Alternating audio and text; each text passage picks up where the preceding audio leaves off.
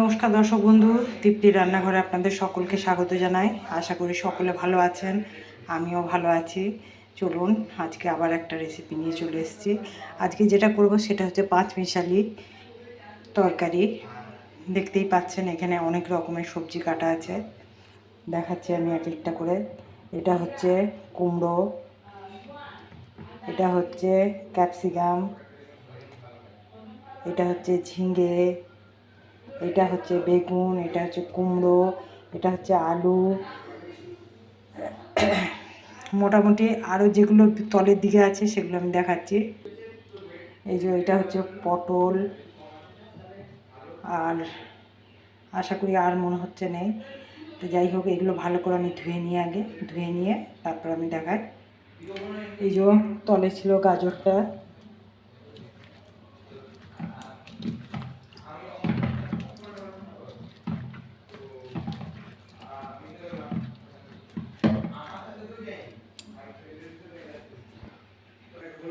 দেখুন আমি কড়াতে তেল তেল দিয়েছি অবশ্যই সাদা তেল। আমি সামান্য একটু পাঁচফোড়ন দিয়ে দিলাম। দেখুন পাঁচফোড়নটা হয়ে গেছে। এরপর আমি এক এক করে সবজিগুলো ভেজে নিচ্ছি। আগে পটলটা দিয়ে দিচ্ছি, দিয়ে দিলাম বেগুনগুলো, দিয়ে দিলাম ঝিঙেটা, দিয়ে দিলাম ক্যাপসিকাম, দিয়ে দিলাম গাজর, আলু, দিয়ে দিলাম কুমড়ো। দেখুন এখানে বাটনাটা আমি আগের থেকে বেটে রেখেছি। এখানে আছে আদা, পোস্ত, কাঁচা লঙ্কা আর 5-7টা কিশমিশ, এটা বেটে রেখেছি। আমি ভাজাটা সবগুলো সবজিগুলো দেওয়া হয়ে গেছে। এরপরে একটু গ্যাসটা লো করে একটা ঢাকা দিয়ে দিলাম। দেখুন ঢাকাটা খুলে দিলাম। এরপরে আমি মশলাটা দিয়ে দিচ্ছি। দেখুন আমি আন্দাজ মতো নুন দিলাম, হলুদ দিলাম, কাশ্মীরি লঙ্কা গুঁড়ি, জিরে গুঁড়ি, ধনে গুঁড়ি, আর বাটনাটা তো আগে দেখালাম। আর কাশ্মীরি লঙ্কা গুঁড়িটা দিলাম। এখানে আমি কাঁচা লঙ্কা বাটা দিয়েছি, কিন্তু লঙ্কা গুঁড়িটা দিলাম একটু কালারটার জন্য। দেখুন দিয়ে দিলাম আমি টমেটো সস আর আন্দাজ মতো চিনি। দেখুন আমি মশলাগুলো সব ভালো করে মিশিয়ে দিলাম। এরপরে একটু গ্যাসটা লো করে আবার একটু ঢাকা দিয়ে দিচ্ছি। ঢাকাটা খুলে দিলাম।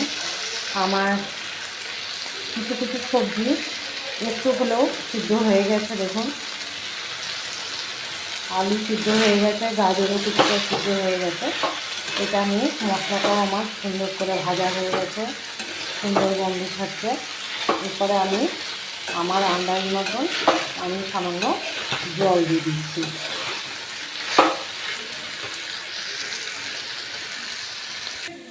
দেখুন আমি আন্দাজ মতন জল দিয়ে দিলাম। এরপরে আমি গ্যাসটা এখন লো করে দিচ্ছি। ফুটার আগে আমি এখানে পনিরটা কেটে নিচ্ছি। পনিরটা কেটে এই জলের সাথে দিয়ে দিচ্ছি। দেখুন পনিরগুলো দিয়ে দিলাম। এবারে আমি ভালো করে নাড়িয়ে নিয়ে গ্যাসটা লো করে ঢাকা দিয়ে দিচ্ছি। দেখুন ঢাকনাটা খুলছি।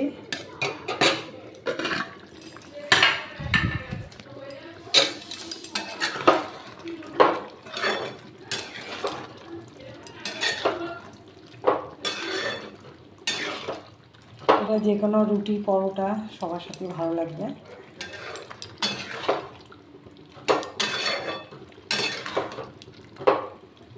আশা করি আপনাদের ভালো লাগলো। যদি ভালো লাগে তাহলে অবশ্যই একটা লাইক করবেন, শেয়ার করবেন, সাবস্ক্রাইব করতে অবশ্যই ভুলবেন না।